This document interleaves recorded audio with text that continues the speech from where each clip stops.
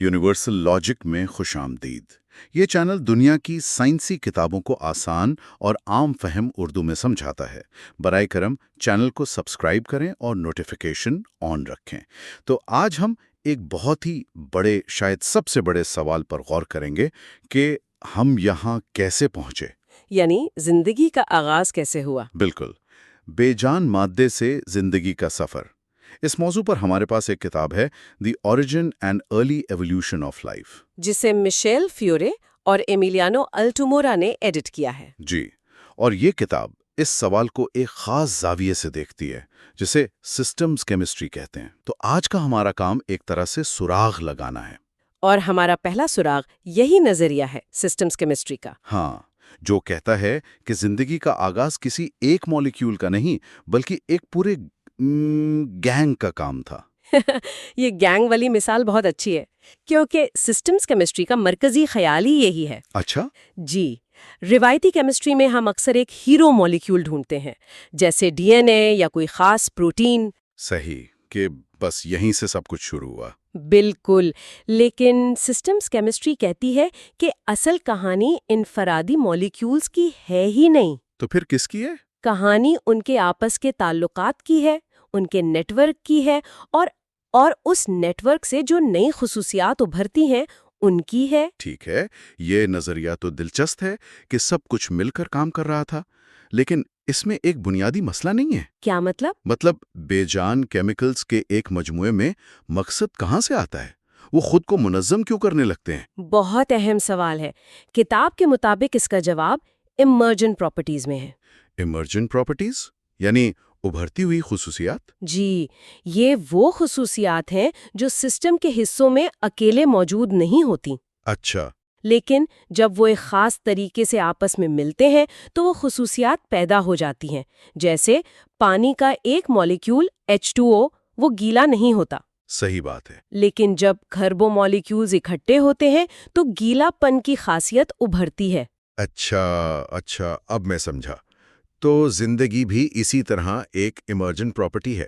بالکل، کسی ایک کیمیکل میں زندہ ہونے کی صلاحیت نہیں ہے، لیکن جب وہ صحیح ماحول میں ایک پیچیدہ نیٹ ورک بناتے ہیں تو خود کو برقرار رکھنے، اپنی نقل بنانے جیسی خصوصیات ابھرتی ہیں۔ اور ان سب کو ملا کر ہم زندگی کہتے ہیں؟ جی بالکل۔ تو اگر زندگی کو سمجھنا ایک عمارت بنانے جیسا ہے تو کتاب کہتی ہے کہ ہمیں بنیاد سے شروع کرنا ہوگا، اینٹ سے اینٹ جوڑ کر۔ ہاں، جسے باٹم اپ اپروچ کہا گیا ہے۔ تو پھر زندگی کی یہ پہلی اینٹ کیا تھی؟ اس باٹم اپ اپروچ کی پہلی اور سب سے اہم اینٹ ہے پروٹوسیل۔ پروٹوسیل؟ جی، آپ اسے زندگی کا پہلا کمرہ سمجھ سکتی ہیں۔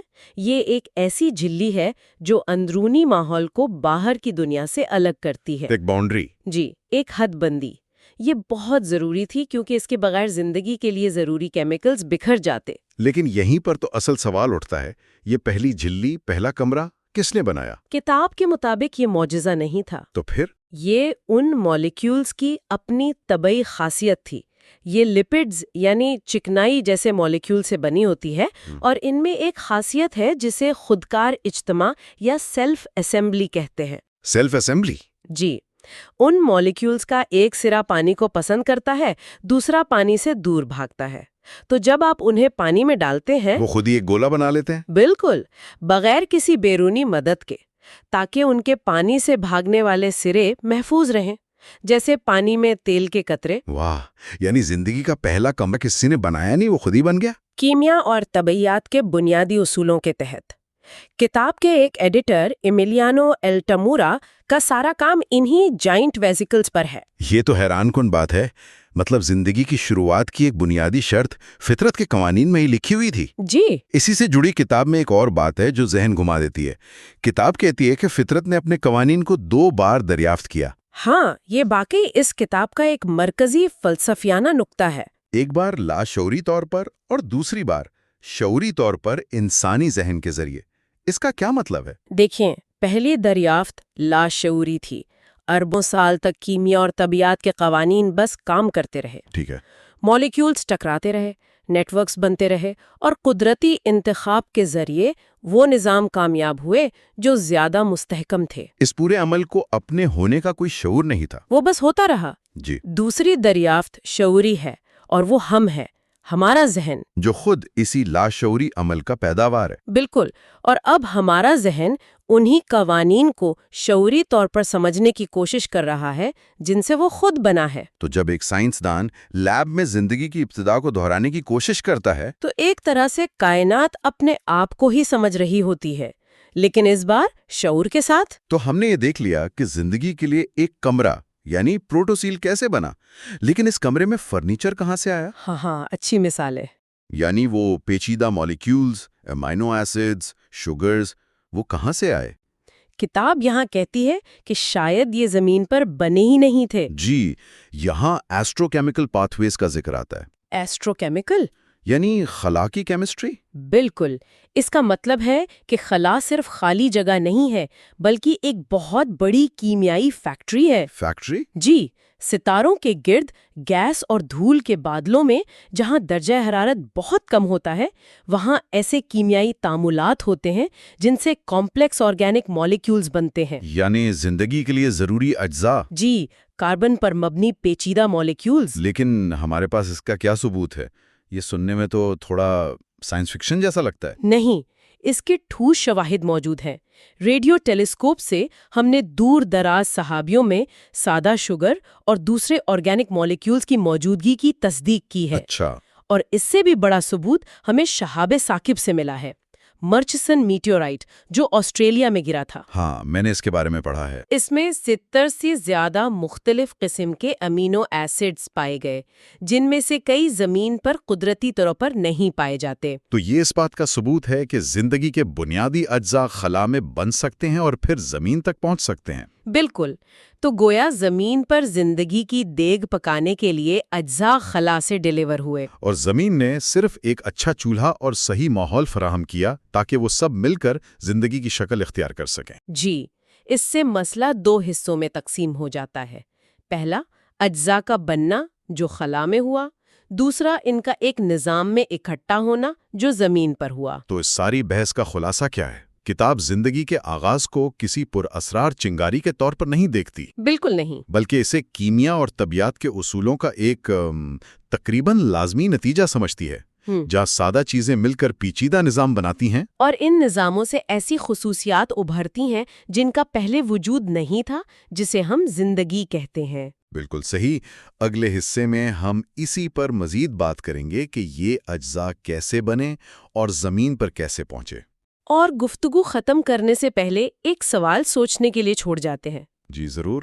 اگر زندگی کے بنیادی اجزاء کائنات میں عام ہیں اور انہیں ایک جھلی میں بند کرنے کا عمل بھی ایک قدرتی طبعی عمل ہے، تو کیا اس کا مطلب یہ ہے کہ کائنات میں جہاں کہیں بھی زمین جیسے حالات ہوں گے وہاں زندگی کا ابھرنا تقریباً یقینی ہے؟ یہی سوال ہے، کیا زندگی ایک نایاب معجزہ ہے یا ایک کائناتی آج ہم ایک طرح سے کائناتی جاسوس بننے جا رہے ہیں۔ ہمارا مشن ہے زندگی کے سب سے بڑے راز کو حل کرنا، کہ اس کے بنیادی اجزاء یعنی وہ مالیکیولز جن سے ہم سب بنے ہیں آخر کہاں اور کیسے بنے۔ ہمارے پاس کچھ سراغ ہیں، خلا کی گہرائیوں میں تیرتے ہوئے کچھ پراسرار آرگینک مالیکیولز، اور ہمارے پاس ایک لیب بھی ہے جہاں ہم اس کیمیکل کرائم سین یعنی کائنات کی شروعات کو دوبارہ بنانے کی کوشش کریں گے۔ تو آج ہم جن مالیکیولز کا پیچھا کر رہے ہیں انہیں کمپلیکس آرگینک مالیکیولز یا مختصراً COMs کہا جاتا ہے۔ یہ کیا ہیں، یہ کہاں چھپے ہیں اور ہم زمین پر بیٹھے ان کے راز کیسے پھاش کر رہے ہیں؟ آئیے اس کی تہہ تک چلتے ہیں۔ تو آئیے اپنے مرکزی ملزم یعنی کمپلیکس آرگینک مالیکیول سے شروع کرتے ہیں۔ نام سے تو یہ کافی پیچیدہ لگتے ہیں، لیکن ان کا جو بنیادی تصور ہے وہ بہت دلچسپ ہے۔ ایت اور قدرتی غذائیں آتی ہیں، لیکن ہم تو یہاں خلا کی بات کر رہے ہیں۔ تو ایسٹرو کیمسٹری کی دنیا میں کمپلیکس آرگینک مالیکیول کا اصل مطلب کیا ہے؟ یہ ایک بہترین سوال ہے۔ دیکھیں، یہاں آرگینک کا مطلب صرف یہ ہے کہ ان میں کاربن کے ایٹم موجود ہیں۔ ٹھیک ہے۔ اور کمپلیکس یعنی پیچیدہ کہنے کی بھی ایک خاص وجہ ہے۔ عام طور پر ہم 6 یا اس سے زیادہ ایٹم والے مالیکیول کو کمپلیکس کہتے ہیں۔ اچھا، تو 6 ہی کیوں؟ کیا یہ کوئی جادوئی نمبر ہے؟ ایک طرح سے کہہ سکتے ہیں۔ یہ کوئی سخت قانون نہیں ہے بلکہ ایک پیمانہ ہے۔ دیکھیں، 5 ایٹم تک مالیکیولز کی ساخت بہت سادہ ہوتی ہے، جیسے پانی H2O، اس میں 3 ایٹم ہیں، یا میتھین CH4 5 ایٹم۔ لیکن جیسے ہی آپ 6 ایٹم کا ہندسہ پار کرتے ہیں، ان کے آپس میں جڑنے کے طریقے اور ان کی ساخت وہ اچانک بہت زیادہ پیچیدہ اور متنوع ہو جاتی ہے۔ یہیں سے زندگی کے لیے ضروری مالیکیولز جیسے شوگرز اور امائنو ایسڈز بننے کا راستہ کھلتا ہے۔ یہ وہ نقطہ ہے جہاں کیمسٹری واقعی تخلیقی ہونا شروع کر دیتی ہے۔ واہ، یہ تو میں نے کبھی اس طرح سے نہیں سوچا تھا۔ تو یہ وہ مالیکیولز ہیں جو آگے چل کر پروٹین اور ڈی این اے جیسی چیزیں بناتے ہیں؟ کوئی ایسی مثال ہے جو ہم روزمرہ زندگی سے جانتے ہوں؟ بالکل، ان میں ایسیٹل ڈیہائیڈ شامل ہے جو پھلوں میں پایا جاتا ہے، یا ایتھنول جو کہ الکوہول کی ایک قسم ہے۔ لیکن اس سے بھی اہم بات یہ ہے کہ ان میں گلائسین جیسے مالیکیول بھی شامل ہیں جو کہ سب سے سادہ امائنو ایسڈ ہے، یعنی پروٹین بنانے والی بنیادی اینٹ۔ اچھا، تو ہاں، یہ وہی خام مال ہے جس سے زندگی کی عمارت کھڑی ہوتی ہے۔ تو زندگی کی یہ بنیادی اینٹیں کائنات میں کہاں بکھری پڑی ہیں؟ میرا تو خیال تھا کہ ایسی چیزیں سیاروں پر ہی بنتی ہوں گی جہاں حالات کچھ بہتر ہو۔ اور یہی تو سب سے حیران کن بات ہے، یہ مالیکیولز کائنات کی کچھ سب سے ویران، سرد اور تاریک جگہوں پر پائے جاتے ہیں۔ ہم انہیں گہرے انٹرسٹیلر بادلوں میں دیکھتے ہیں جو اصل میں ستاروں کی پیدائش گاہیں ہیں۔ یہ نئے بنتے ہوئے ستاروں جنہیں پروٹوسٹارز کہتے ہیں کہ گرد لپٹے ہوئے غلافوں میں بھی موجود ہوتے ہیں۔ یعنی جہاں ستارے اور سیارے ابھی بن ہی رہے ہوتے ہیں، یہ مالیکیول وہاں پہلے سے موجود ہوتے ہیں؟ جی بالکل، یہ پروٹو پلانیٹری ڈسکس میں بھی پائے جاتے ہیں۔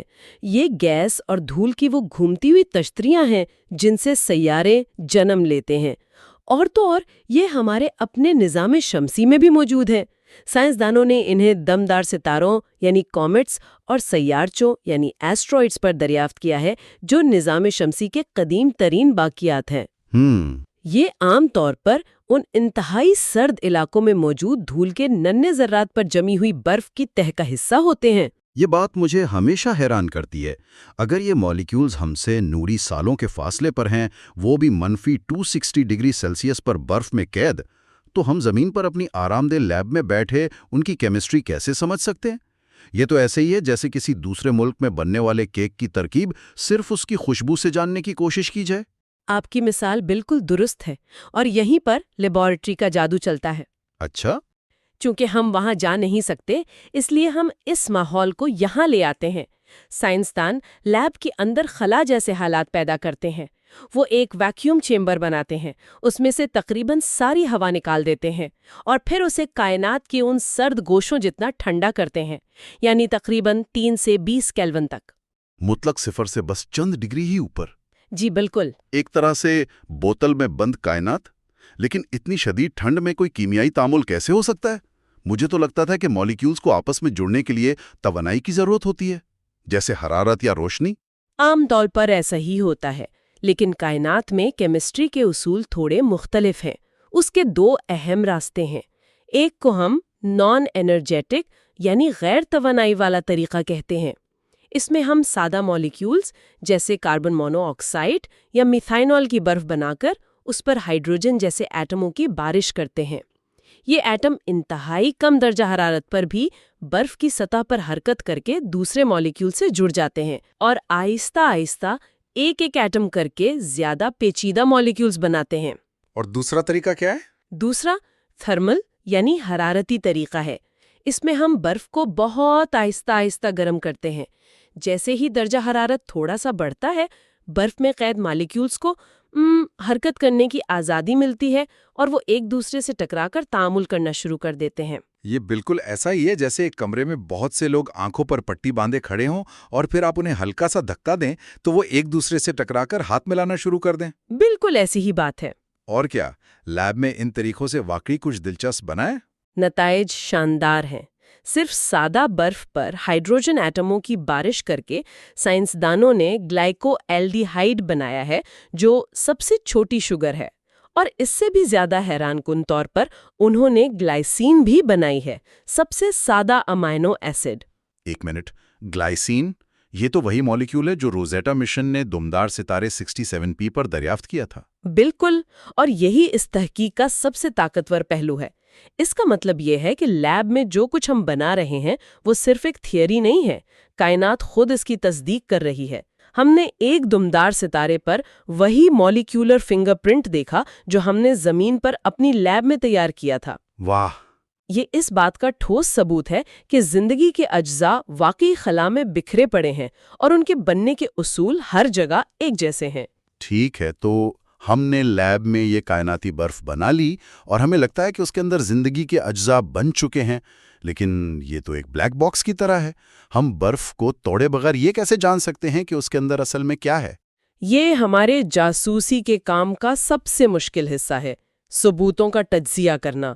اس کے لیے سائنسدان دو بنیادی ان سیٹو ٹیکنیک استعمال کرتے ہیں، جس کا مطلب ہے موقع پر ہی تجزیہ کرنا۔ ٹھیک ہے۔ لیکن ان دونوں کی اپنی حدود ہیں۔ اچھا، وہ کیا ہے؟ پہلی ٹیکنیک ہے انفراریڈ اسپیکٹروسکوپی۔ یہ مالیکیولز پر انفراریڈ روشنی ڈالتی ہے اور دیکھتی ہے کہ وہ روشنی کو کیسے جذب کرتے ہیں۔ ہر مالیکیول کے اندر ایٹموں کے جوڑ، جنہیں ہم فنکشنل گروپس کہتے ہیں، ایک خاص طریقے سے تھرتھراتے ہیں اور اسی حساب سے روشنی جذب کرتے ہیں۔ تو اس میں مسئلہ کیا ہے؟ یہ تو سیدھا سادہ لگتا ہے۔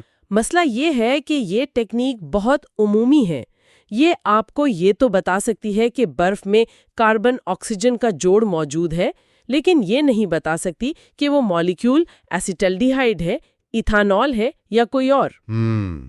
بہت سے مختلف COMs میں ایک جیسے فنکشنل گروپس ہوتے ہیں، اس لیے ان کے سگنل ایک دوسرے پر چڑھ جاتے ہیں اور وہ تصویر دھندلی ہو جاتی ہے۔ اچھا، یہ ایسا ہی ہے جیسے آپ ایک ہجوم کو دور سے دیکھیں اور صرف یہ بتا سکیں کہ اس میں کتنے لوگوں نے سرخ کپڑے پہنے، لیکن یہ نہ بتا سکیں کہ وہ کون کون ہے۔ بالکل صحیح مثال ہے۔ ٹھیک ہے، تو دوسری تکنیک کیا ہے؟ شاید وہ زیادہ بہتر ہو۔ دوسری تکنیک ہے ماس اسپیکٹرومیٹری۔ یہ مالیکیولز کو ان کے وزن کی بنیاد پر پہچانتی ہے، لیکن اس کے ساتھ بھی دو بڑے مسائل ہیں۔ مجھے لگ ہی رہا تھا کہ اتنا آسان نہیں ہوگا۔ پہلا مسئلہ آئسومرز کا ہے۔ یہ وہ مالیکیولز ہوتے ہیں جن کا کیمیائی فارمولا اور وزن ایک جیسا ہوتا ہے، لیکن ان کے ایٹموں کی ترتیب مختلف ہوتی ہے، جس کی وجہ سے ان کی خصوصیات بالکل مختلف ہو جاتی ہیں۔ اچھا، ماس اسپیکٹرومیٹری ان میں فرق نہیں کر سکتی۔ ایسے سمجھیں کہ آپ کو ایک بند پیگ دیا جائے اور کہا جائے کہ اس کا وزن بتاؤ۔ آپ وزن تو بتا دیں گے جو کہ 10 کلو ہے، لیکن یہ نہیں بتا سکتے کہ اندر 10 کلو کی ایک اینٹ ہے یا 10 کلو کی بہت سی چھوٹی چھوٹی اینٹیں۔ سمجھ گیا۔ اور دوسرا مسئلہ؟ دوسرا مسئلہ ہے فریگمنٹیشن، یعنی ٹوٹ پھوٹ کا۔ تجزیے کے دوران جب ہم ان مالیکیولز کو آئنوں میں تبدیل کرتے ہیں تاکہ ان کا وزن کیا جا سکے، تو بڑے اور نازک COMs اکثر ٹوٹ جاتے ہیں۔ نتیجہ یہ ہوتا ہے کہ ہم اصل مالیکیول کے بجائے اس کے ٹکڑوں کا وزن کر رہے ہوتے ہیں۔ یہ ایسا ہے کہ جب آپ بیگ کھول کر دیکھنے کی کوشش کرتے ہیں تو اندر رکھی نازک شیشے کی چیزیں ٹوٹ جاتی ہیں اور آپ کو صرف ٹکڑے ملتے ہیں، پوری چیز نہیں۔ تو اس کا مطلب یہ ہوا کہ برف کے اندر براہ راست جھانکنا تقریباً ناممکن ہے۔ ہم یہ تو دیکھ سکتے ہیں کہ کچھ بن رہا ہے، لیکن یہ بتانا انتہائی مشکل ہے کہ وہ اصل میں کیا ہے۔ بالکل، اسی لیے سائنسدان تکمیلی ایکس ایکسیٹو ٹیکنیک کا سہارا لیتے ہیں، یعنی موقع سے ہٹا کر تجزیہ کرنا۔ اچھا، تو اس میں کیا مختلف ہے؟ کیا اس کے لیے بھی کوئی اچھی سی مثال ہے؟ ضرور ہے۔ ان سیٹو ٹیکنیک ایسی ہے جیسے آپ کیک کو بیک ہوتے ہوئے اوون کے شیشے سے دیکھ رہی ہیں۔ آپ کو نظر آ رہا ہے کہ وہ پھول رہا ہے، رنگ بدل رہا ہے، لیکن آپ چکھ کر نہیں بتا سکتی کہ چینی ٹھیک ہے یا نہیں۔ صحیح۔ جبکہ ایکس سیٹو تکنیک یہ ہے کہ آپ کیک کو اوون سے باہر نکالیں، اس کا ایک ٹکڑا کاٹیں اور پھر اسے کھا کر یا مائکروسکوپ کے نیچے رکھ کر اس کا مکمل تجزیہ کریں۔ یہ بہترین مثال ہے۔ تو لیب میں یہ کیسے کیا جاتا ہے؟ ہم تجربے کے بعد برف کو بہت احتیاط سے گرم کرتے ہیں، جس سے اس میں بنے ہوئے مالیکیولز گیس کی شکل میں باہر نکلتے ہیں۔ پھر ہم اس گیس کو اکٹھا کر کے زیادہ طاقتور مشینوں میں ڈالتے ہیں، مثال کے طور پر گیس کرومیٹوگرافی ماس اسپیکٹرومیٹری یا GCMS۔ یہ تکنیک پہلے گیس کے آمیزے میں موجود مختلف مالیکیولز کو ان کی کیمیائی خصوصیات کی بنیاد پر الگ الگ کرتی ہے اور پھر ماس اسپیکٹرومیٹری کے ذریعے ہر ایک کی انفرادی طور پر شناخت کرتی ہے۔ اس سے سگنل کے اوورلیپ ہونے اور مالیکیولز کے ٹوٹنے جیسے مسائل پر قابو پانے میں مدد ملتی ہے اور ہمیں ایک صاف اور واضح تصویر مل جاتی ہے۔ تو آج کی اس جاسوسی میں ہم نے یہ سمجھا کہ کمپلیکس آرگینک مالیکیولز یعنی زندگی کے یہ ابتدائی اجزاء کیا ہیں، یہ کائنات کے سرد ترین کونوں میں کیسے بنتے ہیں اور سائنسدان لیب میں کن جدید لیکن چیلنجنگ طریقوں سے ان کا مطالعہ کر کے کائنات کے رازوں سے پردہ اٹھا رہے ہیں۔ لیکن کہانی یہاں ختم نہیں ہوتی۔ ابھی تک ہم نے صرف برف کے کردار پر بات کی ہے، مگر یہ مالیکیولز صرف برف میں ہی نہیں بنتے۔ دھول کے وہ ننھے ذرات جن پر یہ برف جمتی ہے، ان کی ٹھوس سطحیں ان مالیکیولز کے بننے کے عمل میں ایک کیٹلسٹ یعنی عمل انگیز کا حیران کن کردار ادا کرتی ہیں۔ اچھا، تو یہ دھول صرف ایک اسٹیج نہیں بلکہ کہانی کا ایک اہم کردار ہے۔ جی بالکل۔ اپنی اگلی گفتگو میں ہم انہی ٹھوس سطحوں، معدنی کیٹلسٹس کے کردار اور اس سب سے اہم سوال پر غور کریں گے کہ کیسے یہ مالیکیولز زندگی کی طرف اگلا قدم اٹھاتے ہوئے ابتدائی خلیوں کی جھلیاں یا پروٹوسیلز بنا سکتے ہیں۔ ہم نے یہ تو جان لیا کہ یہ مالیکیولز خلا اور لیب میں کیسے بنتے ہیں، لیکن ایک سوال میرے ذہن میں رہ گیا ہے۔ جب زندگی کے یہ بنیادی اجزاء جو دمدار ستاروں اور سیاروں پر سفر کر رہے ہیں، کسی نوجوان چٹانی سیارے جیسے ابتدائی زمین پر پہنچتے ہیں تو کیا ہوتا ہے؟ کیا اس سیارے کی اپنی دھول اور چٹانیں ہی کیمیائی ارتقاء کے اگلے مرحلے کو کھولنے کی کلید ہو سکتی ہیں؟ اس پر زندگی کی ابتدا کا جو معمہ ہے، اسے حل کرنے کے لیے ہمیں ایک جرم کے منظر کی طرح سوچنا ہوگا جو اربوں سال پرانا ہے۔ ہمارے پاس نہ کوئی گواہ ہے، نہ کوئی ٹھوس ثبوت، سوائے چند کیمیائی سراغوں کے جو چٹانوں اور مالیکیولز میں چھپے ہیں۔ آج ہم ان سراغوں کو جوڑ کر دیکھیں گے کہ بے جان مادے سے پہلا زندہ خلیہ کیسے بنا، مطلب افراتفری سے ترتیب کیسے پیدا ہوئی۔ بالکل، یہ ایک بہت ہی بڑا سوال ہے، اور جو مواد آج ہمارے سامنے ہے وہ اس معمے کے دو اہم ترین ٹکڑوں پر روشنی ڈالتا ہے۔ پہلا سراغ ہمیں ٹھوس سطحوں یعنی چٹانوں اور مٹی کی طرف لے جاتا ہے، اور سوال یہ ہے کہ کیا انہوں نے زندگی کے بنیادی اجزاء کو منظم کرنے میں ایک سٹیج کا کام کیا؟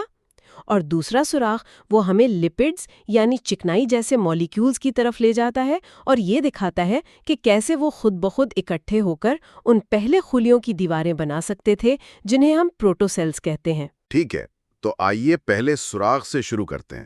ابتدائی زمین کا تصور ایک بہت بڑے گرم سوپ کے پیالے جیسا ہے، جسے پری بائیوٹک سوپ کہتے ہیں۔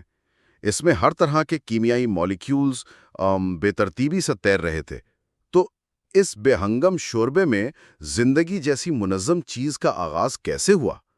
تحقیق یہ بتاتی ہے کہ شاید اس کا جواب ہمارے پیروں کے نیچے چھپا تھا، معدنیات میں۔ یہ ایک بہت اہم نکتہ ہے۔ دیکھیں، اکیلے پانی میں تیرتے ہوئے مالیکیولز کا آپس میں جڑنا اور RNA یا پروٹین جیسی لمبی زنجیریں بنانا بہت مشکل ہے۔ انہیں ایک جگہ اکٹھا کرنے اور صحیح سمت میں جوڑنے کے لیے کسی چیز کی ضرورت تھی۔ یہاں پر معدنی سطحیں ایک طرح کے کیمیائی میچ میکر کا کردار ادا کرتی ہیں۔ ان مقالوں میں ایک بہت اچھی مثال مونٹموری النونائٹ نامی مٹی کی دی گئی ہے۔ یہ ایک عام مٹی ہے، لیکن اس کی سطح کی ساخت بہت خاص ہوتی ہے۔ ایک منٹ، کیا یہ واقعی اتنا آسان ہے؟ یعنی کیا یہ مٹی ہر طرح کے مولیکیول کو کسی مقناطیس کی طرح اپنی طرف کھینچ کر جوڑ دیتی ہے، یا یہ کچھ خاص مولیکیولز کا انتخاب کرتی ہے؟ کیونکہ اگر یہ ہر چیز کو بے ترتیبی سے جوڑ رہی ہے تو ہم تو پھر سے افراتفری کی طرف جا رہے ہیں۔ بہت اچھا سوال ہے۔ نہیں، یہ اندھا دھند کام نہیں کرتی۔ مونٹموریلونائٹ کی سطح پر منفی چارج ہوتا ہے جو RNA کے بنیادی اجزاء یعنی نیوکلیوٹائڈز کو اپنی طرف کھینچتا ہے۔ اچھا، یہ انہیں قطار میں ترتیب دیتی ہے، جس سے ان کا آپس میں جڑ کر لمبی زنجیریں بنانا بہت آسان ہو جاتا ہے۔ تجربات نے لیبارٹری میں یہ ثابت کر کے دکھایا ہے۔ تو یہ مٹی صرف مالیکیولز کو اکٹھا نہیں کرتی بلکہ انہیں ایک خاص ترتیب دیتی ہے۔ اچھا، تو یہ معدنی سطحیں ایک ورکشاپ کی میز کی طرح کام کر رہی ہیں جہاں زندگی کے پرزے اسمبل ہو رہے ہیں۔ لیکن یہاں ایک اور گہرا معاملہ ہے۔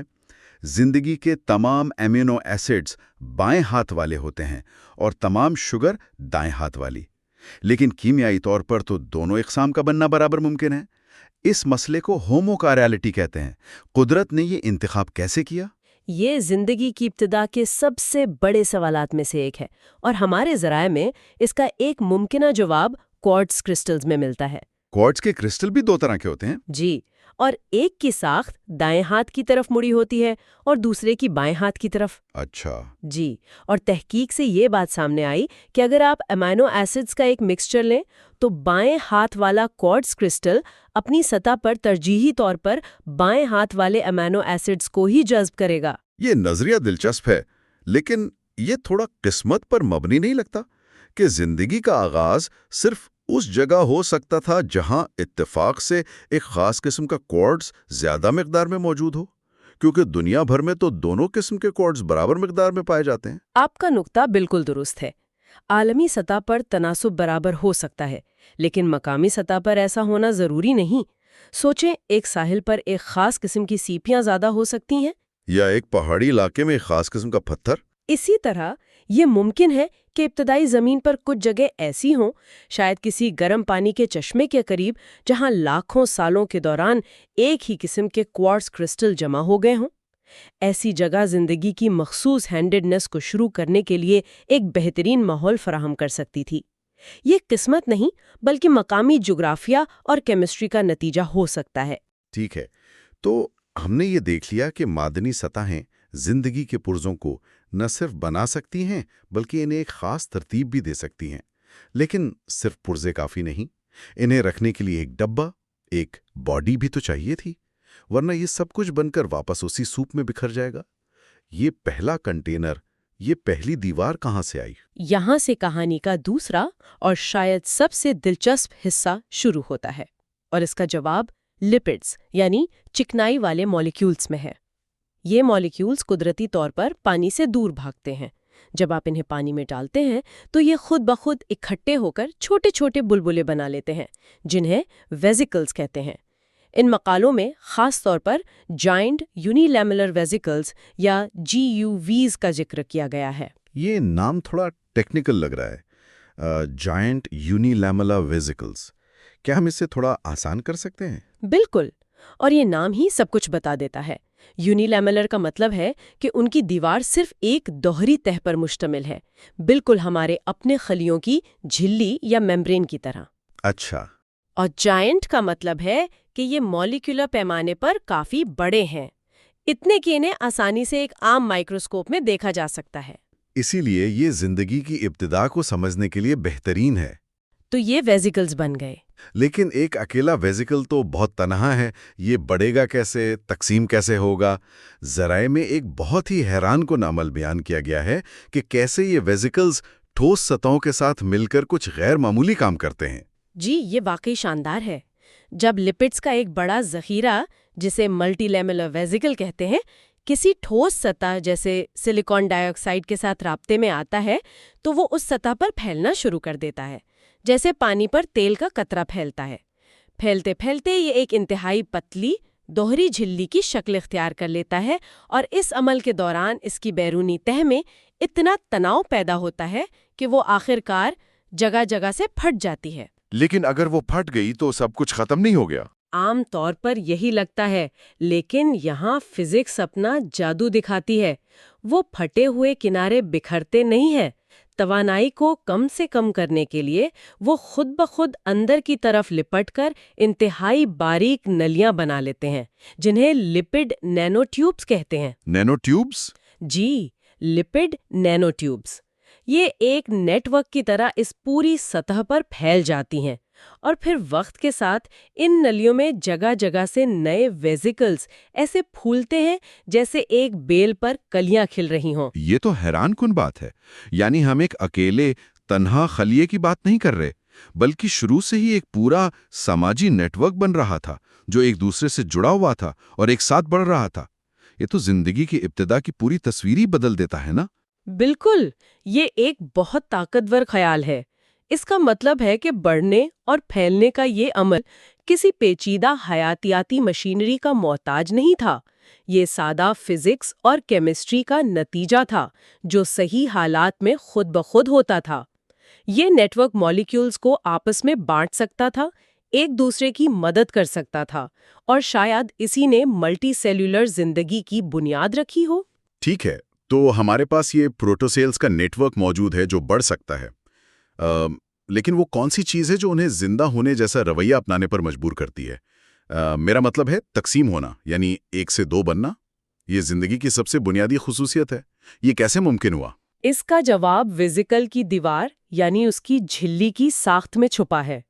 تحقیق میں ایریا ڈیفرنس الاسٹیسٹی ماڈل کا ذکر ملتا ہے، جو سننے میں پیچیدہ لگتا ہے لیکن اس کا تصور بہت سادہ ہے۔ کوشش کرتے ہیں، یعنی یہ ایسا ہی ہے جیسے ایک غبارے کی 2 تہیں ہوں اور اندرونی تہ اچانک کسی وجہ سے سکڑنا شروع کر دے یا بیرونی تہ پھیلنا شروع کر دے۔ ظاہر ہے کہ پورے غبارے کی شکل بگڑ جائے گی اور اس تناؤ کو کم کرنے کے لیے کہیں نہ کہیں سے ایک ابھار نکل آئے گا۔ آپ نے بالکل صحیح سمجھا ہے، یہ بہترین مثال ہے۔ ویزیکل کی جھلی کی بھی ایک اندرونی اور ایک بیرونی تہ ہوتی ہے۔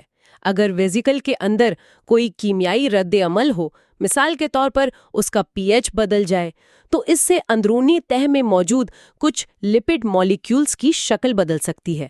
اس سے ایک عدم توازن پیدا ہوتا ہے۔ اندرونی تہ پھیلنا چاہتی ہے لیکن بیرونی تہ اسے روکتی ہے۔ اس تناؤ کا نتیجہ یہ نکلتا ہے کہ جھلی باہر کی طرف ابھرنا شروع کر دیتی ہے اور یہ ابھار بڑھتے بڑھتے ایک نیا چھوٹا ویزیکل بن کر الگ ہو جاتا ہے۔ یہ تقسیم کی ایک ابتدائی شکل ہے جسے بڈنگ کہتے ہیں۔ تو اس کا مطلب ہے کہ ویزیکل کے اندر ہونے والی کیمسٹری اس کے بیرونی رویے کو کنٹرول کر سکتی ہے۔ یہ تو زندگی کی ایک علامت لگتی ہے، لیکن کیا یہ کسی بھی قسم کی جھلی کے ساتھ ہو سکتا ہے؟ نہیں، اور یہی سب سے اہم نکتہ ہے۔ ذرائع میں ایک تجربے کا ذکر ہے جہاں جھلی 2 قسم کے لپڈز POPC اور HOA سے بنائی گئی تھی، اور تحقیق سے پتہ چلا کہ کامیاب بڈنگ یعنی تقسیم کا عمل صرف اسی صورت میں ممکن تھا جب ان دونوں لپڈز کا تناسب بالکل ٹھیک ہو۔ بالکل ٹھیک سے کیا مراد ہے؟ یعنی تقریباً 1:1 کا تناسب۔ اگر ایک بھی لپڈ تھوڑا سا زیادہ یا کم ہو تو ویزیکل یا تو پھٹ جاتا ہے یا پھر تقسیم ہی نہیں ہو پاتا۔ تو اس کا مطلب یہ ہوا کہ صرف صحیح اجزاء کا ہونا ہی کافی نہیں، بلکہ ان کی صحیح مقدار، مطلب ایک بہترین نسخہ ہونا بھی ضروری تھا۔ ایک ذرا سی تبدیلی اور سارا عمل ناکام ہو جاتا ہے۔ یہ تو زندگی کی شروعات کو بہت نازک اور مخصوص حالات کا محتاج بنا دیتا ہے۔ بالکل، اس سے یہ اندیہ ملتا ہے کہ کامیابی کے لیے ایک خاص موضوع مقام یا سویٹ سپاٹ کا ہونا ضروری تھا۔ یہ صرف کیمیا کی بات نہیں ہے، بلکہ صحیح وقت پر، صحیح جگہ پر، صحیح اجزاء کا صحیح تناسب میں ہونا بھی ضروری ہے۔ اس سے پتہ چلتا ہے کہ زندگی شاید ہر جگہ شروع نہیں ہو سکتی تھی، بلکہ صرف ان خاص ماحولوں میں جہاں یہ تمام شرائط پوری ہو رہی تھیں۔ تو آج کی گفتگو کا نچوڑ صرف چند مراحل کی فہرست نہیں ہے۔ اصل بڑا خیال یہ ہے کہ زندگی شاید کسی آسمانی معجزے کا نتیجہ نہیں، بلکہ زمین کی اپنی کیمسٹری اور فزکس کا ایک ناگزیر نتیجہ تھی۔ یعنی اگر صحیح چٹانیں اور صحیح چکنائی والے مالیکیولز صحیح ماحول میں مل جائیں تو خلیوں جیسی خود کو منظم کرنے والی ساختوں کا بننا اتنا ہی قدرتی ہے جتنا بارش کا برسنا۔ یہ ایک بہت بڑا اور طاقتور خیال ہے۔ جی، اور ہم نے یہ بھی جانا کہ یہ صرف بے جان کنٹینر نہیں تھے۔ ان کی جھلی کی ساخت اور ان کے اندر ہونے والی سادہ کیمسٹری انہیں زندگی جیسے رویے جیسے بڑھنا اور تقسیم ہونا پر مجبور کر سکتی تھی۔ یہ وہ پہلی چنگاری تھی جہاں بے جان مادہ زندہ مادے کی طرح برتاؤ کرنے لگا۔ اگلے حصے میں ہم اس کہانی کو مزید آگے بڑھائیں گے اور دیکھیں گے کہ ان پروٹوسیلز کے اندر کیا ہو رہا تھا۔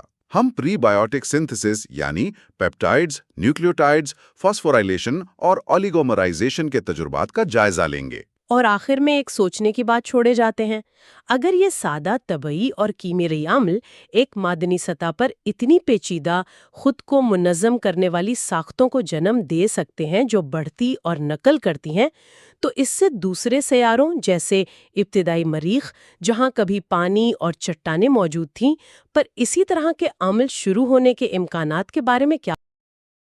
آج ہم ایک بہت ہی بڑے سوال کی گہرائی میں اترنے کی کوشش کریں گے۔ ہم سب یہاں کیسے آئے؟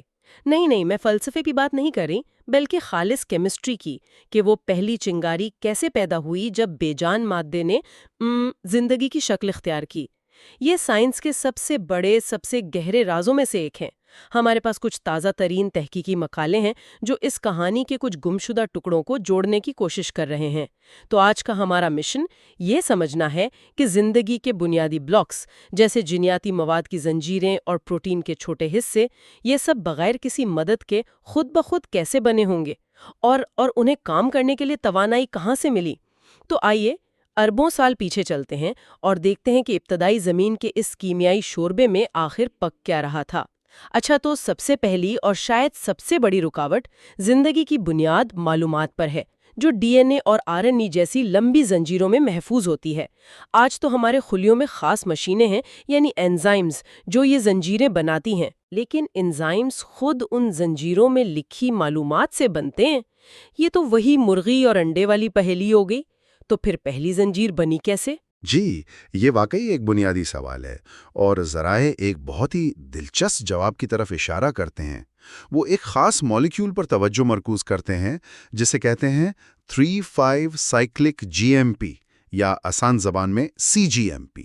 تحقیق سے یہ پتہ چلتا ہے کہ یہ مالیکیول جدید انزائمز کی مدد کے بغیر خود ہی لمبی زنجیریں بنا سکتا ہے، لیکن اس کے لیے کچھ خاص حالات کی ضرورت تھی۔ ایک منٹ، یہ بات تھوڑی عجیب نہیں لگتی؟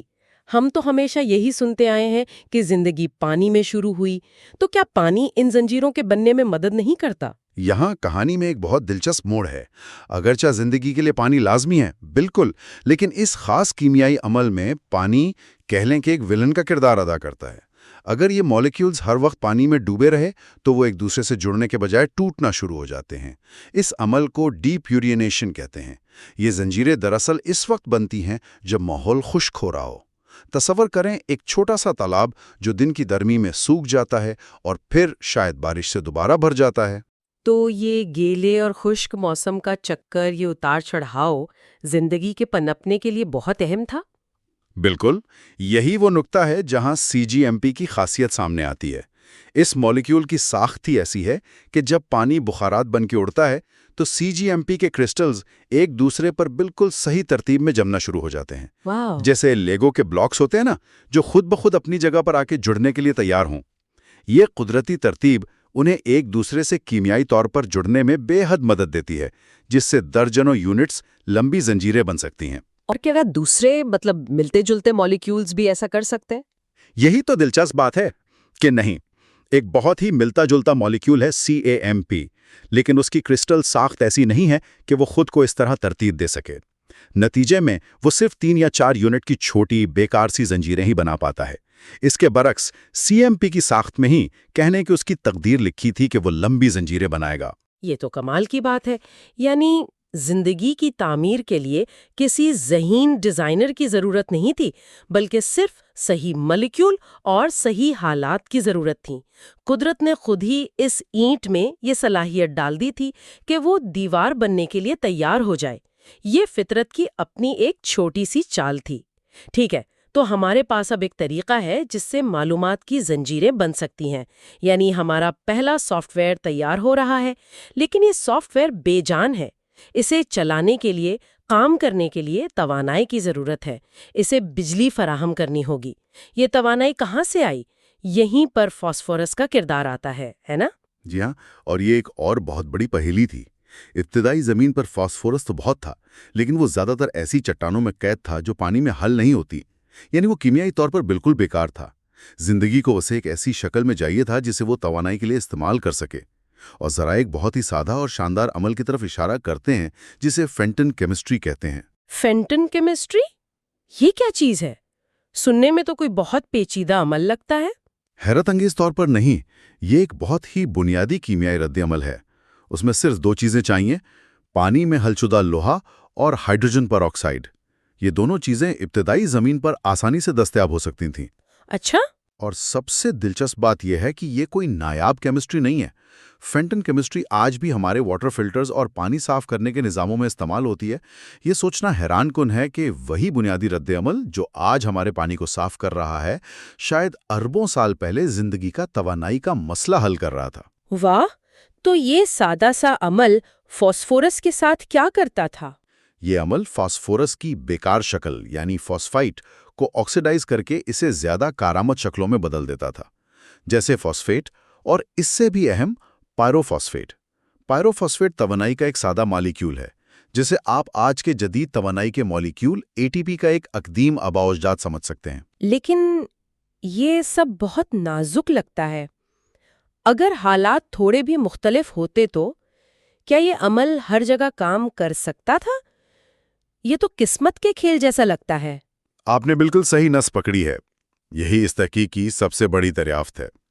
ये साफ सुथरी लेबोरेटरी केमिस्ट्री नहीं थी। असल दुनिया गंदी और पेचीदा होती है ना? तहकीक से पता चला कि इस तालाब में मौजूद मादनियात यानी पत्थर और चट्टानें इस पूरे अमल के नतीजे को यकसर बदल सकती थीं। मतलब तालाब की तह में मौजूद पत्थर ये फैसला कर सकता था कि तवानाई बनेगी या नहीं? बिल्कुल। मिसाल के तौर पर अगर उस तालाब में मैग्नेटाइट या सरपेंटेनाइट जैसी मादनियात होती तो वो इस अमल को तकरीबन रोक देती, तवानाई बनती ही नहीं।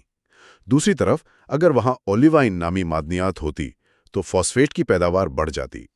लेकिन सबसे हैरानकुन नतीजा श्राइबरसाइट नामी मादनियात से आया। श्राइबरसाइट? ये नाम तो मैंने पहले कभी नहीं सुना।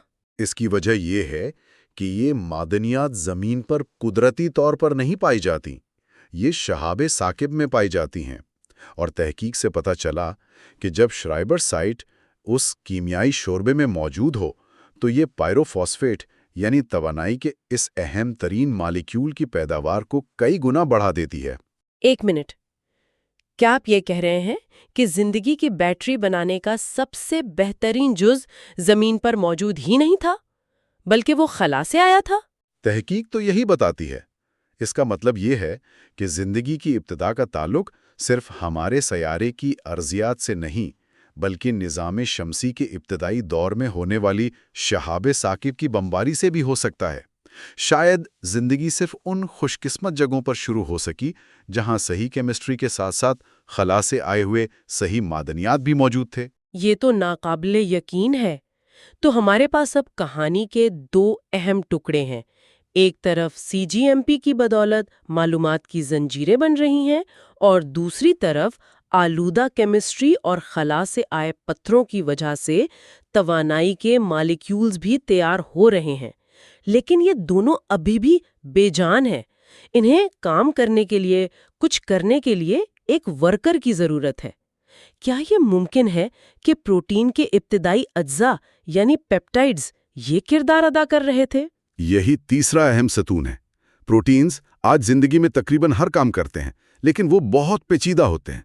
सवाल ये था कि क्या प्रोटीन के बहुत छोटे सादा टुकड़े, जिन्हें पेप्टाइड्स कहते हैं, कोई काम कर सकते थे? और एक तहकीक ग्लाइकोकोडॉन्स के तसव्वुर को सामने लाती है। ग्लाइकोकोडॉन्स ये क्या हैं? जरा आसान अल्फाज में समझाएं। ये बहुत सादा पेप्टाइड्स हैं, सिर्फ 3 या 4 अमीनो एसिड्स की जंजीरें, लेकिन इनमें एक हैरानकुन सलाहियत पाई गई। वो दूसरे मखसूस मॉलिक्यूल्स, खास तौर पर शुगर यानी शुगर्स को पहचान सकते हैं। मौकिकीन ने फ्रेट नामी एक टेक्निक इस्तेमाल की जो एक मॉलिक्यूलर रोलर की तरह काम करती है, ये नापने के लिए कि कौन सा पेप्टाइड किस शुगर के मॉलिक्यूल से कितनी मजबूती से जुड़ता है। और इन्हें क्या मिला? कोई ठोस मिसाल है? हाँ, एक बहुत वाज़ेह मिसाल सामने आई। DAA नामी एक बहुत ही सादा पेप्टाइड जो सिर्फ 3 amino acids aspartic acid, alanine और एलेनिन पर मुश्तमिल है, वो ग्लूकोज को पहचानने और उससे जुड़ने में बेहतरीन पाया गया। इसका मतलब ये हुआ कि नदीस पेचीदा एंजाइम्स बनने से अरबों साल पहले प्रोटीन के ये नन्हे मुन्ने टुकड़े भी मॉलिक्यूलर सतह पर पहचान का काम कर सकते थे। ये तो बिल्कुल ताले और चाबी के ताल्लुक की इब्तिदा जैसा है। बिल्कुल। आप इसे इस तरह सोच सकते हैं कि ये फितरत का पहला हाथ से बना हुआ लकड़ी का ताला और चाबी थे। ये आज के जदीद धाती तालों इतने मुहस्सर नहीं थे, लेकिन ये काम करते थे। इससे ये उसूल साबित होता है कि बहुत सादा साख्तें भी मखसूस काम अंजाम दे सकती हैं।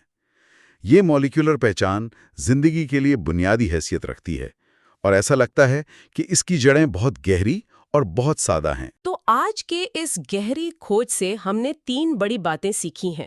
پہلی یہ کہ زندگی کے سافٹ ویئر یعنی نیوکلیوٹائڈز کی لمبی زنجیریں کسی ذہین بنانے والے کے بغیر بھی بن سکتی تھیں۔ CGMP جیسے مالیکیولز میں خود کو ترتیب دینے کی ایسی صلاحیت تھی کہ گیلے اور خشک ماحول کے چکر نے انہیں خود بخود جوڑ دیا۔ دوسری بات، زندگی کی بیٹری یعنی توانائی کے مالیکیولز ایک صاف ستھری لیب میں نہیں بلکہ ایک گندے پتھریلے تالاب میں بنے، اور شاید اس عمل کو شروع کرنے والا سب سے اہم جز شرائبر سائٹ خلا سے آیا تھا۔ زندگی کا آغاز صرف کیمسٹری نہیں بلکہ جیو کیمسٹری اور ایسٹرو کیمسٹری کا نتیجہ تھا۔ اور تیسری یہ کہ زندگی کے ورکرز یعنی پروٹینز نے بھی بہت سادہ شروعات کی۔ صرف 3 امینو ایسڈز پر مشتمل پیپٹائڈز دوسرے مالیکیولز کو پہچاننے کی صلاحیت رکھتے تھے، جو اس بات کا ثبوت ہے کہ کام کرنے کی صلاحیت بھی بہت ابتدائی سطح پر موجود تھی۔ اگلے حصے میں ہم جینیٹک کوڈ کی ابتدا اور کوڈون اسائنمنٹ کے مختلف ماڈلز پر بات کریں گے، یعنی یہ کیسے طے ہوا کہ جینیاتی زبان کے کون سے الفاظ کا کیا مطلب ہوگا۔ لیکن آج کی گفتگو ایک آخری خیال کی طرف لے جاتی ہے۔ اگر صحیح معدنیات توانائی کے مالیکیولز بنانے میں مدد کر سکتی ہیں اور صحیح حالات زنجیریں بنانے کو فروغ دے سکتے ہیں اور سادہ پیپٹائڈز کام کرنا شروع کر سکتے ہیں، تو کیا یہ ممکن ہے کہ زندگی کا ظہور کوئی بہت بڑا کائناتی حادثہ نہیں تھا، بلکہ یہ ہمارے سیارے کی ارضیات اور کیمسٹری کا ایک متوقع تقریباً ہم زندگی کی ابتدا کی گتھی سلجھانے کے سفر پر ہیں، اور آج اس سلسلے کے 5ویں حصے میں ہم کچھ ایسے نظریات پر بات کریں گے جو جینیاتی کوڈ کے بننے کی کہانی کو بالکل ایک نئے انداز میں پیش کرتے ہیں۔ جی، اور ہمارے سامنے جو ذرائع ہیں وہ واقعی سوچنے پر مجبور کرتے ہیں۔ ان میں جینیاتی کوڈ کی تشکیل کا ایک بالکل الگ ماڈل ہے جسے کمبائنیٹوریل فیوژن کہتے ہیں۔ کمبائنیٹوریل فیوژن؟ جی، اور ساتھ ہی ہم اس مشین کے سب سے پرانے پرزے یعنی رائبوسوم کے اندر چھپے ایک مالیکولر فاسل کو دیکھیں گے اور وائرائڈز جیسی پراسرار چیزوں پر بھی بات کریں گے۔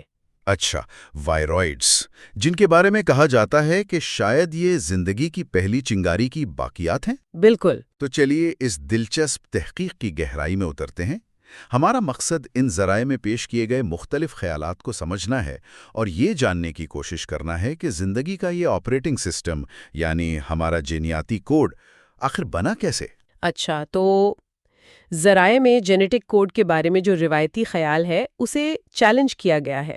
عام طور پر تو ہم یہی سوچتے ہیں کہ کوڈ لاکھوں سالوں میں آہستہ آہستہ ایک ایک کر کے بنا ہوگا۔ جی، یہی سمجھا جاتا ہے۔ لیکن یہاں ایک کمبینیٹوریل فیوژن کیسکیڈ کا ذکر ہے۔ یہ سننے میں تو کافی پیچیدہ لگ رہا ہے۔ آسان لفظوں میں یہ ہے کیا؟ دیکھیں، یہ ایک بہت ہی آپ کہہ سکتی ہیں انقلابی ماڈل ہے۔ اسے ایسے سمجھیں کہ شروع میں 4 الگ الگ زبانیں تھیں، بہت ہی سادہ۔ 4 زبانیں؟ ہاں، ہر زبان میں صرف ایک حرف تھا، یو، اے، جی یا سی، اور ہر حرف ایک امینو ایسڈ کے لیے کوڈ تھا۔ ان ابتدائی زبانوں کو پروٹوکوڈز کہا گیا۔ پروٹوکوڈز، ٹھیک ہے۔ تو اس ماڈل کے مطابق ہمارا آج کا جو پیچیدہ جینیاتی کوڈ ہے وہ ان 4 سادہ زبانوں کے آپس میں ضم ہونے یعنی فیوز ہونے سے بنا ہے۔ 4 الگ الگ زبانیں جو مل کر ایک بن گئی، ٹھیک ہے۔ لیکن یہ ملاپ کیسے ہوا؟ کیا یہ بس بے ترتیبی سے ہو گیا؟ نہیں، بالکل نہیں۔ یہیں پر فیوژن رولز کا تصور آتا ہے۔ جب یہ زبانیں آپس میں ملیں تو یہ برابری کی بنیاد پر نہیں تھا۔ ایک زبان غالب یعنی ڈومیننٹ تھی اور دوسری مغلوب یعنی ریسیسو۔ اچھا، تو جہاں دونوں کے کوڈز آپس میں ٹکرائے وہاں غالب زبان کا کوڈ استعمال ہوا اور اس طرح ایک زیادہ پیچیدہ لیکن بہت منظم زبان وجود میں آئی۔ ایک منٹ، یہ جو فیوژن کا نظریہ ہے یہ تو بہت صاف ستھرا لگتا ہے۔ کیا واقعی زندگی کی ابتدا اتنی منظم ہو سکتی تھی؟ ہاں، یہ سوال بہت اہم ہے۔ مطلب ارتقاء تو عام طور پر ایک بے ترتیب اور گڑبڑ والا عمل سمجھا جاتا ہے، یہ تو کسی منصوبے کی طرح لگ رہا ہے۔ آپ کا سوال بالکل صحیح ہے، اور یہی اس ماڈل کا سب سے دلچسپ پہلو ہے۔ یہ بے ترتیب نہیں تھا، لیکن یہ کسی منصوبے کا نتیجہ بھی نہیں تھا۔ یہ کیمیا کے اصولوں کا نتیجہ تھا۔ کیمیا کے اصول؟ جی، اور اس فیوژن ماڈل کی سب سے بڑی کامیابی یہ ہے کہ یہ ایک ایسی پہیلی کو حل کرتا ہے جسے سائنسدان عرصے سے سمجھنے کی کوشش کر رہے تھے۔ آخر کیوں زیادہ تر امینو ایسڈز کے لیے کوڈونز کی تعداد جفت یعنی 2، 4 یا 6 ہے؟ ہاں، یہ بات واقعی عجیب ہے۔ صرف 2 امینو ایسڈز ہیں، ٹرپٹوفین اور میتھیونین، جن کا ایک کوڈون ہے، باقی سب کے جوڑے ہیں۔ بالکل، اور یہ ماڈل بتاتا ہے کہ یہ جو ہے نا، یہ سیدھا اسی فیوژن کے عمل کی پیداوار ہے۔ جب 2 پروٹوکوڈز آپس میں ضم ہوئے تو کوڈونز قدرتی طور پر جوڑوں میں تقسیم ہو گئے، اچھا، اور جو 2 امینو ایسڈز اکیلے رہ گئے وہ شاید اس نظام کے بننے کے بہت بعد میں شامل ہوئے ہوں گے۔ لیکن اس ماڈل کا جو سب سے بڑا دعویٰ ہے وہ اس سے بھی زیادہ حیران کن ہے۔ وہ کیا ہے؟ وہ یہ ہے کہ تقریباً تمام امینو ایسڈز کو ان کے کوڈونز بہت پہلے ہی مل چکے تھے، یعنی پروٹین بنانے والی جدید مشینری ٹرانسلیشن سسٹم اس کے وجود میں آنے سے بھی پہلے۔ واہ، یہ تو بہت بڑی بات ہے۔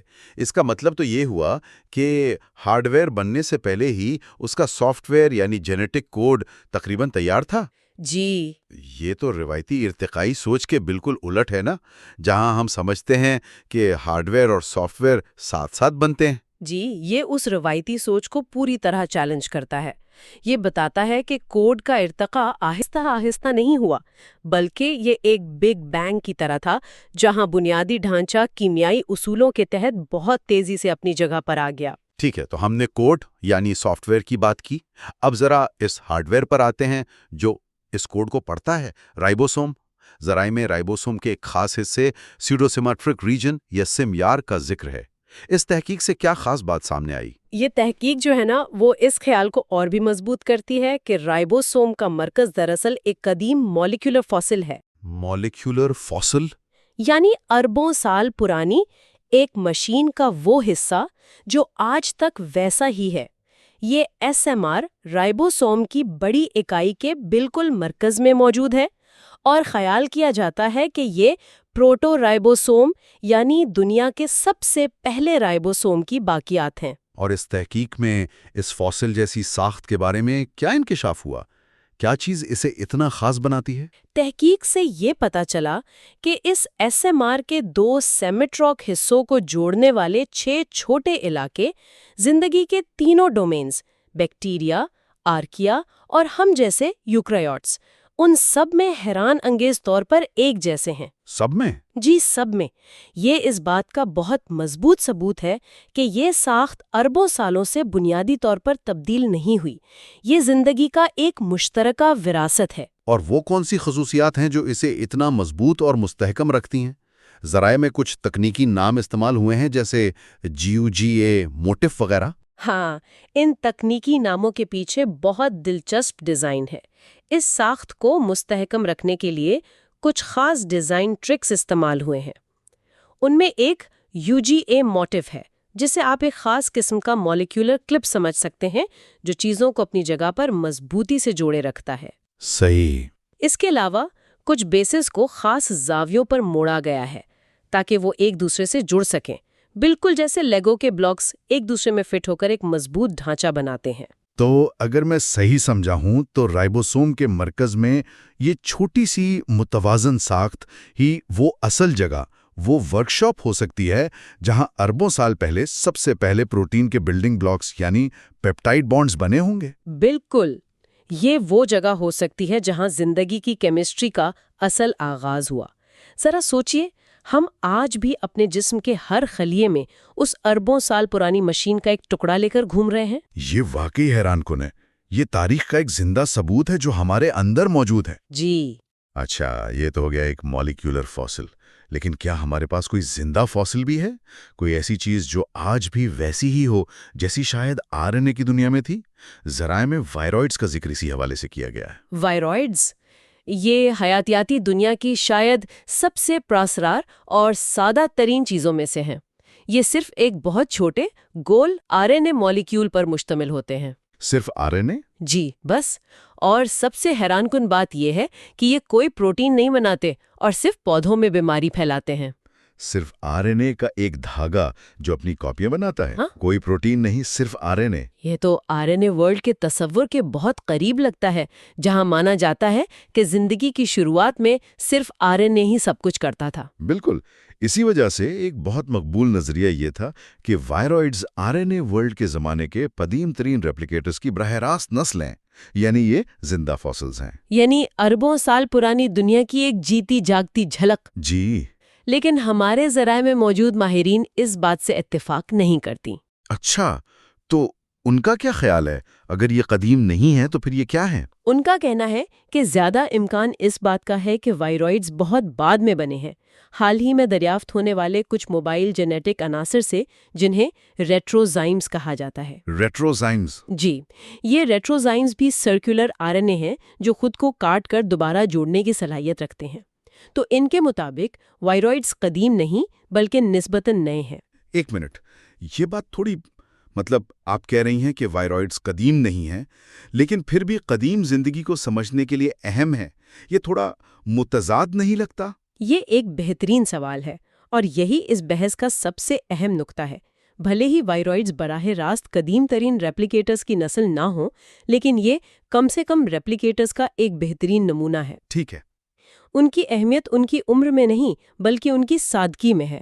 وہ ہمیں یہ سمجھنے میں مدد دیتے ہیں کہ ایک ریپلیکیٹر یعنی اپنی کاپی خود بنانے والی چیز، اس کے ابھرنے کے لیے کم سے کم کیا ضروریات ہوتی ہیں۔ اگر صحیح سمجھاؤں، وائرائڈز کے بارے میں اہم بات یہ نہیں کہ وہ کتنے پرانے ہیں، بلکہ یہ کہ وہ کتنے سادہ ہیں۔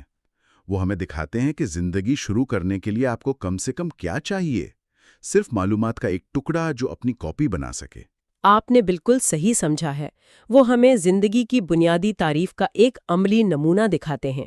یہ اصول آج بھی اتنا ہی اہم ہے جتنا اربوں سال پہلے تھا۔ تو آج ہم نے جینیاتی کوڈ کے لیے کمبینیٹوریل فیوژن کا ایک نیا ماڈل دیکھا، جس سے لگتا ہے کہ کوڈ کا بنیادی ڈھانچہ شاید بہت تیزی سے ایک جھماکے میں بنا تھا۔ جی۔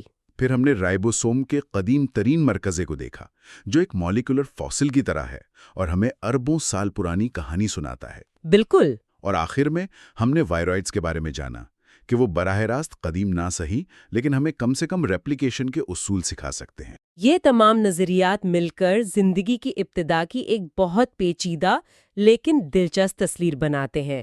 یہ ہمیں بتاتے ہیں کہ شاید زندگی کا آغاز ایک سیدھے سادے لکیری راستے پر نہیں ہوا، بلکہ یہ مختلف نظاموں کے ایک ساتھ آنے اور ایک دوسرے پر اثر انداز ہونے کا نتیجہ تھا۔ اگلے حصے میں ہم ان نظریات کے تجرباتی ثبوتوں پر بات کریں گے، مریخ پر زندگی کے امکانات یعنی ایسٹرو بایولوجی پر ایک نظر ڈالیں گے اور دیکھیں گے کہ ان تحقیقات کے عملی نتائج کیا ہو سکتے ہیں۔ اور آج کی گفتگو ایک بہت بڑا سوال چھوڑ جاتی ہے جس پر سوچا جا سکتا ہے۔ کیا یہ ممکن ہے کہ یہ تینوں چیزیں، ایک فیوژن پر مبنی کوڈ، ایک سیمیٹرک پروٹورائبوسوم اور وائرائڈ جیسے کم سے کم سرکولر ریپلیکیٹرز، ایک پری سیلولر یعنی خلیے سے پہلے کی دنیا میں ایک ساتھ موجود ہوں اور ایک دوسرے پر اثر انداز ہوئے ہوں، بھلے ہی ان کا ارتقاء ایک سیدھی لکیر میں نہ ہوا ہو؟ جی، یہ ایک ایسی دنیا کا تصور ہے جو ہماری سوچ سے کہیں زیادہ پیچیدہ اور دلچسپ۔ آج ہم ایک طرح سے کائناتی جاسوس بننے والے ہیں۔ ہاں بالکل، ایک بہت بڑے معمہ کو حل کرنے والے جاسوس۔ جرم کی جگہ اربوں سال پرانا مریخ، اور ہم تلاش کر رہے ہیں زندگی کو، یا کم از کم اس کے امکان کو۔ اور ہمارے ذرائع نے ہمیں 3 اہم سراغ دیے ہیں۔ پہلا ہے ایک خاص مالیکیول تھیوفن۔ صحیح۔ دوسرا، ہم خود جائے وقوع یعنی قدیم مریخ کا جائزہ لیں گے، کیا وہاں حالات سازگار تھے بھی یا نہیں۔ اور تیسرا، اور آخر میں ہم اپنے فورینزک کٹ یعنی ان سائنسی آلات کی بات کریں گے جو ہم یہ ثبوت ڈھونڈنے کے لیے استعمال کرتے ہیں۔ چلیں شروع کرتے ہیں۔ پہلا سراغ، تھیوفین۔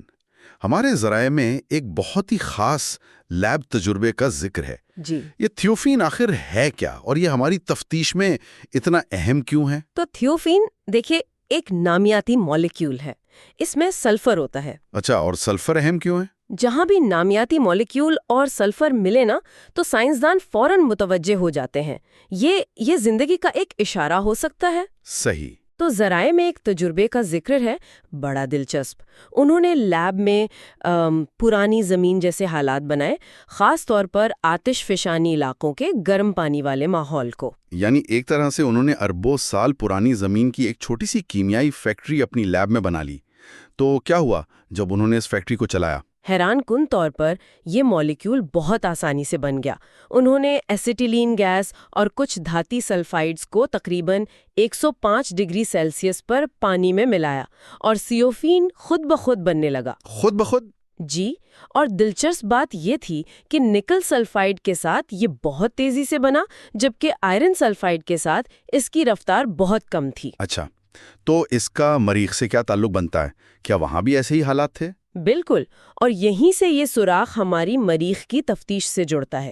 ہمارے پاس ٹھوس ثبوت ہیں کہ مریخ پر بھی ماضی میں آتش فشانی سرگرمیاں اور گرم پانی کے چشمے یعنی ہائیڈرو تھرمل وینٹس موجود تھے۔ تو مطلب وہاں بھی ایسی ہی کیمیائی فیکٹریاں چل رہی ہوں گی؟ امکان تو یہی ہے۔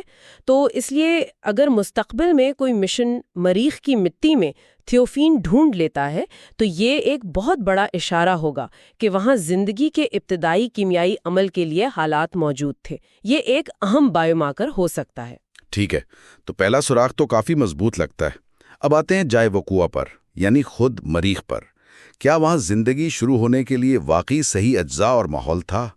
مطلب پانی، کیمیائی عناصر، توانائی، کیا یہ سب کچھ تھا؟ ہمارے ذرائع ان تینوں چیزوں کا جائزہ لیتے ہیں اور نتائج کافی دلچسپ ہیں۔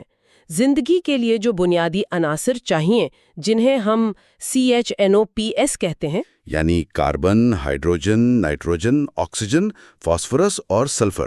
بالکل، ان سب کے ثبوت مریخ کی سطح پر ملے ہیں۔ یعنی زندگی کی ترکیب کے بنیادی اجزاء تو موجود تھے، لیکن پانی کا کیا؟ ہم تو ہمیشہ سنتے ہیں کہ مریخ ایک خشک سیارہ ہے۔ یہاں ایک بڑی دلچسپ اور الٹی بات سامنے آتی ہے۔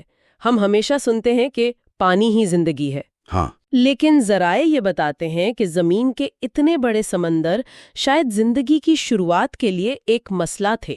ایک منٹ، مسئلہ؟ میں نے تو ہمیشہ سنا ہے ہم دوسرے سیاروں پر سمندر ڈھونڈ رہے ہیں۔ یہ تو بالکل الٹی بات ہے نا؟ لیکن اس کو ایسے سمجھیں کہ اگر آپ کو چینی کو گاڑھا کرنا ہو تو آپ کو پانی کم کرنا پڑے گا۔ صحیح۔ زمین کے سمندر اتنے بڑے تھے کہ زندگی بنانے والے مالیکیولز ان میں بہت زیادہ پھیل جاتے تھے، ایک جگہ اکٹھے نہیں ہو پاتے تھے۔ اچھا، مریخ پر شاید پانی کم تھا، جو اس لحاظ سے ایک فائدہ تھا۔ اگر کوئی شہاب ثاقب نامیاتی مالیکیولز لے کر مریخ پر گرتا تو وہ مالیکیولز وہاں کے چھوٹے تالابوں میں زیادہ گاڑھے ہو جاتے، جس سے ان کے آپس میں ملنے کے امکانات بڑھ جاتے۔ واہ، تو مریخ کی کمی ہی اس کی خوبی بن گئی۔ یہ تو واقعی ایک نیا زاویہ ہے۔ اچھا، اجزاء ہو گئے، پانی کا مسئلہ بھی ایک طرح سے حل ہو گیا، توانائی کہاں سے آتی؟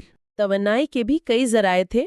آتش فشانی سرگرمی، وہی گرم پانی کے چشمے، اور چٹانوں اور پانی کے درمیان ہونے والے کیمیائی رد عمل، یہ سب توانائی کا خزانہ تھے۔ تو اس کا مطلب ہے کہ مریخ پر ایک قدرتی کیمیائی فیکٹری چل رہی تھی جو مسلسل ان اجزاء کو پکا رہی تھی، ملا رہی تھی اور توانائی دے رہی تھی؟ جی ہاں، اور ایک اور چیز جو شاید مریخ کا سب سے بڑا پلس پوائنٹ تھی۔ وہ کیا؟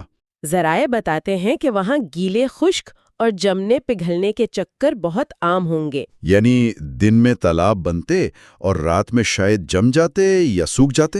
بالکل، اور یہ چکر پولیمرائزیشن کے لیے بہترین ہوتے ہیں، یعنی چھوٹے مالیکیولز کو جوڑ کر لمبی زنجیریں بنانے کا عمل، جیسے RNA یا پروٹین۔ ٹھیک ہے، تو اب تک کی ہماری جاسوسی یہ بتا رہی ہے کہ ہمارے پاس ایک مضبوط کیمیائی سراغ ہے، تھیوفین، اور جائے وقوع یعنی مریخ بھی بالکل موضوع لگ رہا ہے۔ تو پھر مسئلہ کہاں ہے؟ ہم اب تک یہ ثبوت ڈھونڈ کیوں نہیں پائے؟ اور یہ ہماری تفتیش کا سب سے بڑا چیلنج ہے، ہمارے فورنزک آلات۔ ہمارے اوزار؟ ہاں، ہمارے ذرائع بتاتے ہیں کہ ہمارے پاس جو موجودہ ٹیکنالوجی ہے، خاص طور پر ماس اسپیکٹرومیٹری، اس کی کچھ سنگین حدود ہیں۔ لیکن ماس اسپیکٹرومیٹری تو مالیکیولز کی شناخت کے لیے سونے کا معیار مانا جاتا ہے۔ اس میں کیا مسئلہ ہے؟ مسئلہ اس کے کام کرنے کے طریقے میں ہے۔ عام طور پر مریخ روورز میں جو ماس اسپیکٹرومیٹر استعمال ہوتے ہیں وہ ہارڈ آئنائزیشن کا طریقہ اپناتے ہیں۔ Hard ionisation? یعنی وہ مالیکیول پر الیکٹرانز کی بمباری کرتے ہیں تاکہ اس کا وزن معلوم کر سکیں۔ اوہ، تو مطلب ہم ثبوت تلاش کرنے جاتے ہیں اور خود ہی اسے تباہ کر دیتے ہیں؟ بالکل یہی مسئلہ ہے۔ یہ طریقہ بڑے اور نازک نامیاتی مالیکیولز کو ٹکڑے ٹکڑے کر دیتا ہے۔ واہ! یہ ایسا ہی ہے جیسے آپ کو ایک جلی ہوئی گاڑی کے صرف جلے ہوئے ٹکڑے ملیں اور کوئی آپ سے پوچھے کہ اس کا اصل رنگ کیا تھا۔ آپ صرف اندازہ لگا سکتے ہیں۔ یقین سے کچھ نہیں کہہ سکتے۔ آپ کو اصل مالیکیول کی شناخت نہیں ملتی، صرف اس کے ٹوٹے ہوئے پرزے ملتے ہیں۔ یہ تو بہت مایوس کن بات ہے۔ تو کیا اس کا کوئی حل ہے؟ جی، حل موجود ہے اور اسے سافٹ آئنائزیشن کہتے ہیں۔ اس میں الیکٹرانز کی بمباری کے بجائے نرمی سے UV لیزر استعمال کی جاتی ہے۔ یہ مالیکیول کو توڑے بغیر اس کی شناخت کرتا ہے۔ ایک صاف تصویر لینے کی طرح۔ بالکل۔ اور ایک اور مسئلہ ہے ایکس سٹو تجزیے کا۔ یعنی نمونوں کو مریخ سے زمین پر لا کر ٹیسٹ کرنا؟ یہ تو اچھی بات ہونی چاہیے کہ ہم انہیں اپنی بہترین لیبز میں ٹیسٹ کریں۔ نہیں، مسئلہ جائے وقوع کو آلودہ کرنے کا ہے۔ جب ہم مریخ سے لایا گیا کوئی نمونہ یہاں زمین پر اپنے ویکیوم چیمبر سے نکالتے ہیں تو فوراً ہی اس کا رابطہ ہماری ہوا سے، نمی سے، یہاں کے بیکٹیریا سے ہو جاتا ہے۔ نمونہ بدل سکتا ہے؟ ہاں، اس کی اصل کیمیائی ساخت بدل سکتی ہے۔ ہمیں یہ پتہ ہی نہیں چلے گا کہ جو مالیکیول ہمیں ملا ہے وہ واقعی مریخ کا ہے یا زمینی ہوا سے رابطے میں آنے کے بعد بنا ہے۔ تو سبق یہ ہے کہ ہمیں اپنی فورینزک لیب مریخ پر ہی بنانی ہوگی، ایک ایسی کرائم سین یونٹ جو موقع پر ہی ان نازک ثبوتوں کو چھیڑے بغیر ان کا تجزیہ کر سکے۔ بالکل۔ مستقبل کے مشنز کے لیے یہ بہت اہم ہے کہ وہ ان سٹو یعنی موقع پر ہی حساس اور غیر تباہ کن تجزیہ کریں۔ تو آج کی اس پوری تفتیش کا خلاصہ کیا ہے؟ مجھے تو 3 اہم باتیں سمجھ آئی ہیں۔ پہلی، ہمارے پاس تھیوفین کی شکل میں ایک مضبوط کیمیائی سراغ ہے۔ دوسری، ہمارا جائے وقوع یعنی قدیم مریخ زندگی کی شروعات کے لیے حیران انگیز طور پر موزوں تھا اور کچھ معاملات میں شاید زمین سے بھی زیادہ بہتر تھا۔ اور تیسری اور سب سے اہم بات، ہماری فورینزک کٹ ابھی تیار نہیں ہے۔ ان قدیم اور نازک نشانات کو پڑھنے کے لیے ہمیں بہتر اور نرم ٹیکنالوجی کی ضرورت ہے۔ بالکل۔ اور آخر میں ایک سوچنے کے لیے سوال، ایک ایسا خیال جو ہمارے ذرائع نے پیش کیا ہے، اسے لیتھوپیرسپرمیا کہتے ہیں۔ یعنی یہ امکان کہ زندگی مریخ پر شروع ہوئی اور پھر شہاب ثاقب کے ذریعے زمین پر پہنچی۔ ہاں، ذرائع یہ بھی بتاتے ہیں کہ مریخ سے زمین پر پتھروں کا آنا زمین سے مریخ پر جانے سے کہیں زیادہ آسان ہے۔ تو اگر ہم کبھی مریخ پر ماضی کی زندگی کے ثبوت تلاش کر لیتے ہیں تو سب سے بڑا سوال یہ نہیں ہوگا کہ کیا ہم کائنات میں اکیلے تھے، بلکہ یہ ہوگا کیا ہم خود مریخی ہیں؟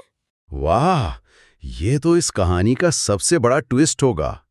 اگر آپ کو زندگی کی ابتدا پر یہ گہری گفتگو پسند آئی تو یونیورسل لاجک کو سبسکرائب کریں، اس ویڈیو کو شیئر کریں اور ہمیں کامنٹس میں بتائیں کہ آپ اگلی بار کس کتاب یا موضوع کی گہرائی میں اترنا چاہیں گے۔ دیکھنے کے لیے